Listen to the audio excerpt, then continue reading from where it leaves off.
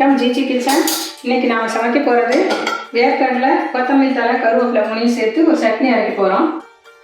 வாங்க பார்க்கலாம் எப்படின்ட்டு. ஒரு 4 ஸ்பூன் எண்ணெய் ஊற்றிக்கோங்க.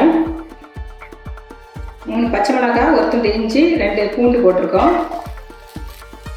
1 ஸ்பூன் ஜீரகம், கருவேப்பிலை, கொத்தமல்லி.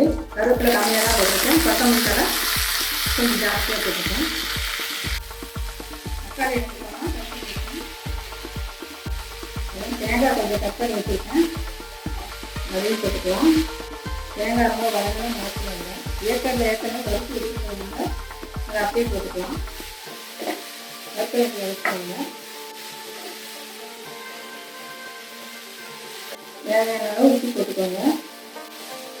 ஆறட்டும்,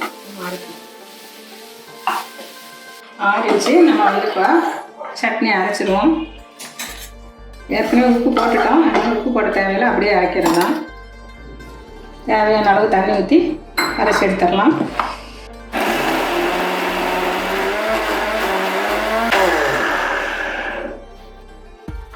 சட்னிக்கு ஒரு தாளிப்பு பண்ணி ஊற்றிடலாம்.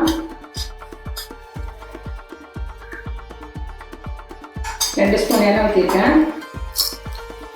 கடுகு 1 ஸ்பூனு, 1/4 டீஸ்பூன் சீரகம், உளுந்து 1 ஸ்பூன். இல்லை கொஞ்சம்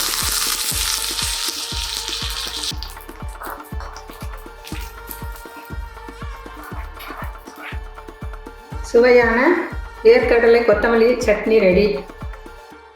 இது தோசைக்கு சாப்பிட்லாம், இட்லிக்கு சாப்பிட்லாம், சாதத்துக்கும் டேஸ்ட்டாக இருக்கும்.